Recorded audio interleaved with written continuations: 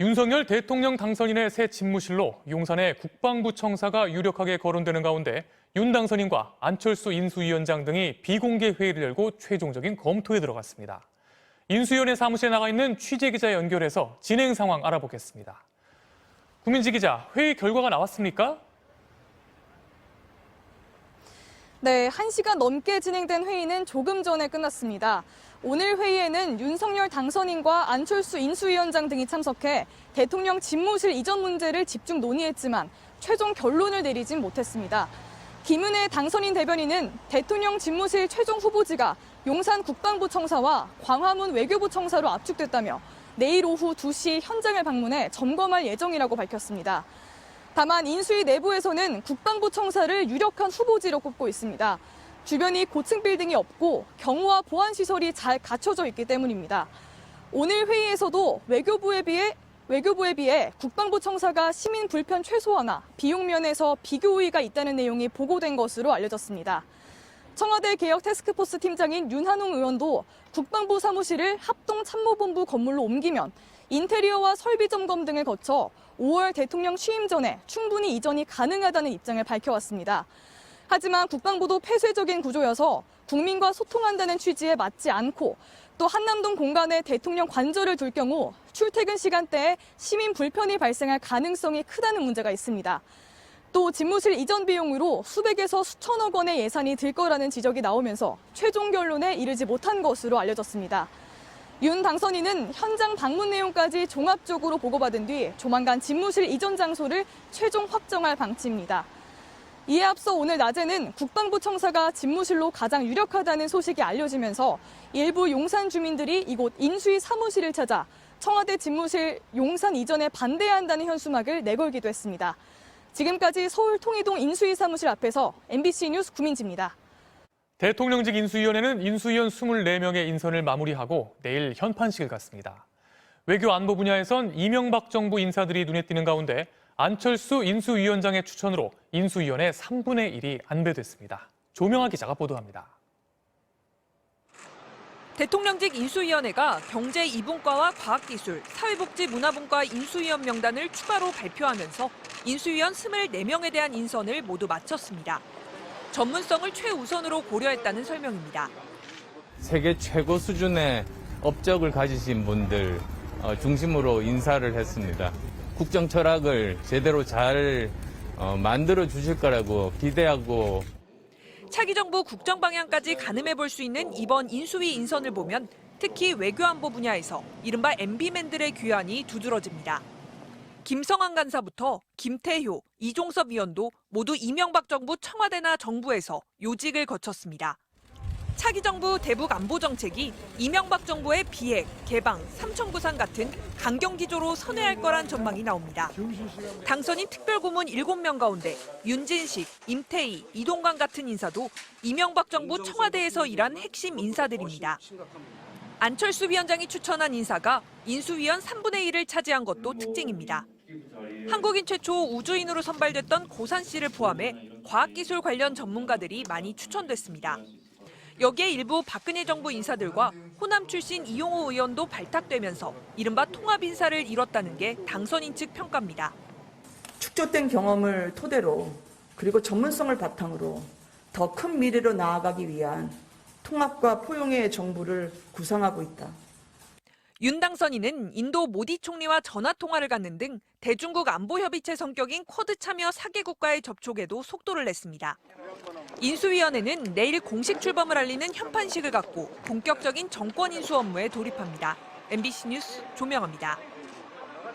문재인 대통령과 윤석열 당선인의 회동이 무산된 이후 양측의 협상이 재개됐지만 후폭풍도 거세게 일고 있습니다.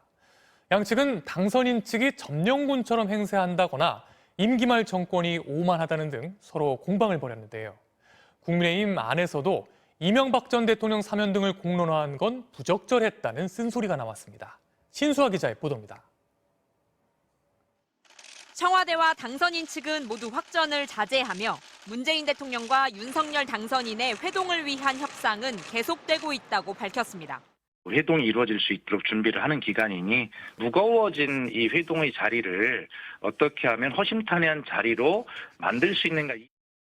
하지만 회동 불발을 둘러싼 여지는 정치권으로 확산돼 증폭됐습니다.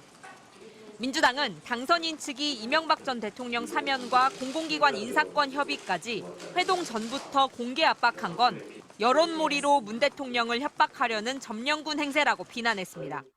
대단히 무리한 이 요구가 있었고 마치 점령군 행세하는 이런 모습 때문에 결국은 이 불발이 된 것 아닌가. 반면 국민의힘 김기현 원내대표는 자신이 공개 요구한 이명박 전 대통령 사면은 개인 의견일 뿐이라고 한 발 물러서면서도 임기 한 달여 남은 현 정권의 공공기관 인사는 오만한 남용이라고 날을 세웠습니다. 새 대통령의 새로운 국정 철학을 민생 현장에서 구현할 수 있는 인물이 배치되어야 하는 것은 너무나 당연한 이치입니다. 하지만 국민의힘 안에서도 정권 인수인계가 우선시돼야 할 현직 대통령과 당선인의 회동에 앞서 당선인 측이 사면 등의 의제를 공론화한 건 부적절했다는 비판이 제기됐습니다. 그게 핵심적인 만남의 이슈가 되는 거는 바람직하지 않다고 봐요. 그거는 더군다나 공개됐기 때문에 더 바람직하지 않고. 정치권 논란이 격화되고 양측 협상도 순탄치 않을 거란 전망이 나오면서 문 대통령과 윤 당선인의 회동은 주말을 넘겨 다음 주나 가능할 거란 관측도 나오고 있습니다. MBC 뉴스 신수아입니다. 민주당은 윤호중 비대위원장에 대한 당내 퇴진론이 확산되고 있는 가운데 윤 위원장과 초재선 의원들의 간담회가 잇따라 열려 긴장감이 고조되고 있습니다. 인적 쇄신 문제는 물론이고 쇄신의 방향을 두고도 당내 공방이 확산되고 있습니다. 남효정 기자의 보도입니다. 윤호중 비대위원장이 무거운 표정으로 초선 의원들과의 간담회 회의장에 들어섭니다. 회의장에선 퇴진론과 현실론이 팽팽했습니다. 대선 패배에 책임이 있는 윤 위원장에게 쇄신을 주도할 자격이 없다는 비판과 책임져야 되는 위치에서 계속 비대위원장을 맡는 것이 눈높이에 맞지 않다. 이런 입장도 부분적으로 있었습니다. 당의 단합과 지방선거 준비를 위해 힘을 실어줘야 한다는 반박이 충돌한 겁니다. 현재 상황에 대해서 인정을 하고 그리고 앞으로 남겨진 과제에 대해서 추진을 하자. 앞서 진행된 재선 의원들과의 간담회 역시 비슷한 분위기였는데 윤 위원장은 자리에 연연하지 않겠다며 거취 표명 가능성까지 열어뒀습니다. 자리와 권한에 연연해 본 적도 없이 정치를 해왔고 이후에도 그런 의원들의 의견을 잘 수렴해서 쿨하게 결정하겠다. 인적 쇄신 문제는 물론 쇄신의 방향을 두고도 갈등이 표출됐습니다. 비대위에 합류한 최이배 전 의원이 문재인 대통령을 향해 편가르기와 정책 실패를 인정하고 반성문을 남겨야 한다고 언급한 걸 두고 청와대 출신 의원들이 지난 5년에 공은 없고 과만 있다는 말이냐며 사과를 촉구한 겁니다. 당 내홍 속에도 민주당 입당자는 급증하는 양상입니다. 지난 일주일간 12만 명 안팎이 가입했는데 새 정부의 여성 정책 역풍을 우려하는 여성들과 개혁 성향의 이재명 전 경기지사 지지자들이 많아 향후 당 쇄신 기조에 영향을 끼칠 것으로 보입니다. 위기의식을 느낀 겁니다. 윤석열 정부가 행여나 이제 반개혁적인 어떤 일들을 했을 때 가만히 있어가지고는 막아낼 수가 없지 않겠어요? 이 전 지사는 어제 낙선 인사 도중 숨진 당원의 빈소를 찾아 대선 패배 후 처음으로 공개석상에 모습을 나타냈지만 일각에서 제기된 비대위원장 등 조기 등판론과는 거리를 두고 있습니다. MBC 뉴스 남효정입니다.